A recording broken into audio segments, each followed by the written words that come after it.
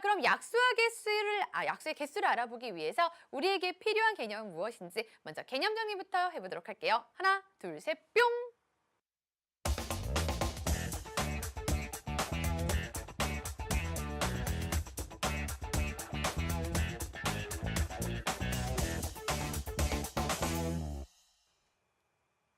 네, 우리 오늘 핵심 개념부터 한번 챙겨보려고 하는데요. 자, 오늘은 약수의 개수와 관련된 유형을 함께 공부해본다라고 했잖아요. 자, 그러면 우리가 약수의 개수를 구할 수 있는 방법은 뭐 다양하게 있지만 그 안에서 우리가 소인수 분해를 이용해서 약수의 개수를 살펴볼 수가 있었습니다. 자, 그래서 먼저 우리는 오늘 약수의 개수 에 대해서 한번 알아보겠습니다. 약수의 개수를 구하기 전에 사실 약수를 하나하나 구할 수도 있어요. 그렇죠? 우리가 초등학교 때부터 약수는 쭉 구해왔었습니다.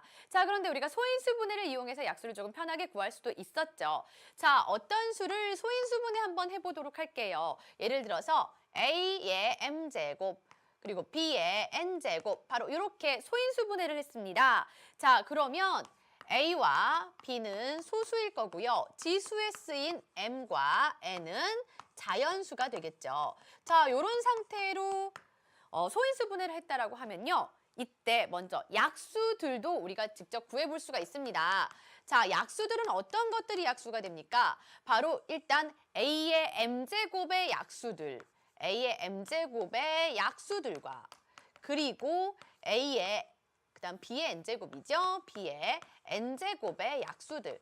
각각의 약수들을 곱해서 만들 수 있는 게 모두 다 P의 약수가 된다라는 얘기예요. 자, 그러면 A의 M제곱의 약수는 어떤 것들이 있겠습니까? 1, A의 제곱해서 따이따이따이해서 A의 M제곱까지가 모두 다 A의 M제곱의 약수가 되는 거고요.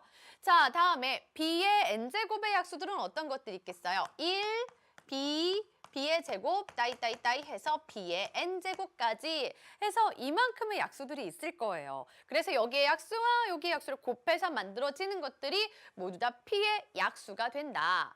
자, 그러다 보니까 이 안에서 우리가 약수의 개수를 조금 더 쉽게 알아볼 수도 있게 돼버렸죠. 자, 보세요.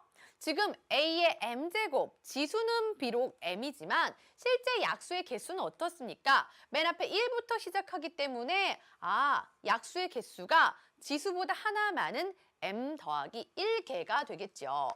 자, 다음에 여기 B의 N제곱의 약수는 모두 몇 개가 될까요? 비록 지수는 N제곱이긴 하나 우리 약수는 항상 1부터 찾게 되니까 결과적으로 약수의 개수는 N 더하기 1개가 되죠. 자, 이렇게 해서 약수의 개수는요.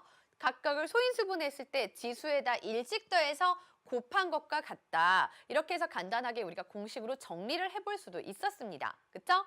자, 이게 여러분이 약수의 개수에서 반드시 알아야 되는 핵심 개념인데요. 그럼 여기서 조금 더 발전시켜서 우리 약수의 개수를 살펴보도록 할게요. 자, 조금 더 발전시킨 약수의 개수는 어떤 걸 볼 거냐면요. 예를 들어 선생님이 12의 약수를 한번 구해봅시다 라고 하면요. 물론 소인수분해를 이용할 수도 있지만 우리가 이렇게 곱셈식을 이용하다 보면 1 곱하기 12 그럼 1과 12가 모두 다 12의 약수가 되죠? 뿐만 아니라 2 곱하기 6이라고도 쓸 수 있죠. 2와 6도 약수입니다. 자, 다음엔 3 곱하기 4라고도 표현할 수 있죠. 3과 4도 12의 약수입니다. 아, 좋아요, 좋아요.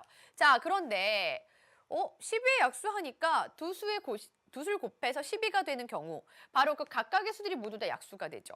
자, 그러면 두 수의 곱의 형태로 나타내면 이렇게 둘이 한 쌍씩 나온단 말이에요. 그러면 약수는 대부분 짝수계일까요? 이렇게 두 수의 곱으로 나타내게 되고 그 각각의 수들을 약수라고 한다면 대부분 짝수일 것 같은 생각이 드시죠? 그런데 약수가 홀수계가 되는 경우도 있습니다. 지금 현재는 여기선 짝수계로 보이지만 자, 어느 경우가 있냐면요. 바로 36 같은 경우예요. 자, 36 같은 경우는요. 1 곱하기 36. 이때도 두 개죠. 2 곱하기 18. 이 경우에도 괜찮아요. 그렇죠? 자, 다음 3 곱하기 12. 좋습니다. 그리고 또 4 곱하기 9 좋아요. 4와 9도 약수가 됩니다. 그런데 36은요. 6 곱하기 6으로도 나타낼 수 있거든요. 자, 그러니까 이때는 어때요? 1, 36, 2, 18, 3, 12, 4, 9 모두 다 약수예요. 네, 6 이걸 두 개의 약수를 보진 않죠. 같은 숫자이기 때문에 하나로 본단 말이에요. 똑같은 두 수의 곱으로 나타내는 경우에는 요 각각을 약수로 보지 않고 하나만 약수로 보기 때문에 이걸 같은 숫자이기 때문에 결국엔 약수의 개수가 홀수개가 됩니다. 즉 이렇게 똑같은 두 수의 곱이 된다라는 얘기는 어떤 수의 제곱의 형태라는 거예요. 자, 그래서 여기서 정리할 수 있는 게요. 약수가 홀수개가 되는 경우가 있습니다. 이 경우에는 어떤 경우가 되죠? 어떤 자연수에서 제곱의 형태인 수일 때 홀수개는 자연수의 제곱. 보세요. 36 같은 경우에는 6의 제곱이거든요. 그래서 홀수개가 되겠다. 그쵸? 자, 25 같은 5의 제곱. 어떤 자연수의 제곱이죠? 개수가 홀수개가 됩니다. 됐나요? 자, 그런데 여기서 하나 또 추가적으로 얘기하자면 약수가 3개인 경우도 있습니다. 홀수개 중에서도 아주 특별하게 약수가 3개인 경우는 언제가 있을까요? 바로 소수의 제곱일 때는 약수가 3개가 됩니다. 자, 예를 들어 2의 제곱 4다. 그럼 1과 4 그리고 약수 가운데 2 이렇게 3개가 되겠죠? 3의 제곱, 5의 제곱, 7의 제곱, 11제곱, 13제곱 등등등등 이렇게 소수의 제곱이 됐을 때는요. 약수가 3개가 됩니다. 자, 왜냐하면 지금 소수의 제곱의 형태는요. 이것만으로도 이미 소인수분해가 되었잖아요. 그렇죠?